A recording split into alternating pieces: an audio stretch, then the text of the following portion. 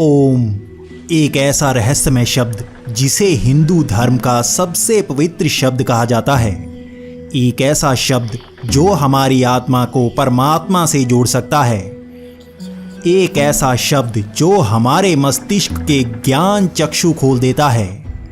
लेकिन क्या सच में हम इसके बारे में पूरा सच जानते हैं? आखिर क्या है इसे उच्चारण करने की विधि और क्या है इसका असर? अगर हम हमारे धर्म ग्रंथों से जानें तो ओम एक ऐसी ध्वनि है जो शून्य को मस्तिष्क से जोड़ सकती है। हमारे वेदों में ओम को उत्पत्ति का स्रोत माना जाता है, अर्थात इसी से सृष्टि की रचना हुई है। जब इस सृष्टि की भौतिक अवस्था की शुरुआत हुई तब सबसे पहली ध्वनि ओम की ही थी। ऐसा नहीं है कि ओम की ध्वनि को सिर्फ हिंदू धर्म तक सीमित रखा गया है। जैन धर्म, बौद्ध धर्म और सिख धर्म में भी इसके बारे में विस्तार से बताया गया है। 21वीं सदी में तो पश्चिमी वैज्ञानिक भी ओम पर रिसर्च करने में लग गए हैं, क्योंकि योग मुद्रा में इसका असर शरीर पर चमत्कारी रूप से होता है। भारत की कई यूनिवर्सिटीज में ओम शब्द पर कई तरह के शोध हुए, जिसमें ये असर सब पर साफ था कि रोज ओम का उच्चारण करने वाले लोग दूसरों से ज्यादा शांत थे। लेकिन सबसे बड़ा चमत्कार तो ये था कि ओम के उच्चारण से उन लोगों की कई बीमारियां बड़े ही धीमे असर कर रही थी। कई वैज्ञानिक इसे प्लेसिबो इफेक्ट मान रहे थे। प्लेसिबो इफेक्ट तब होता है जब कोई नेगेटिव व्यक्ति को पॉजिटिव चीज से बदला जाता है। जैसे कई लोग बिना बीमार होते हुए भी खुद को सोच सोच कर बीमार हो जाते हैं।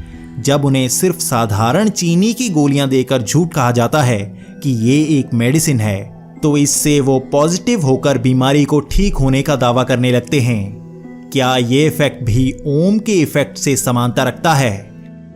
यूनाइटेड स्टेट्स में भी कई जगह पर इस बात पर रिसर्च चल रही है कि क्या ओम की ध्वनि का असर शरीर पर पड़ता है। इसके लिए अलग अलग ध्वनि को ऊंची आवाज में बजाया जाता है। हर ध्वनि का असर शांत पड़े पानी पर अलग पड़ता नजर आता है। ओम की ध्वनि का असर पानी पर सबसे अलग पड़ता है।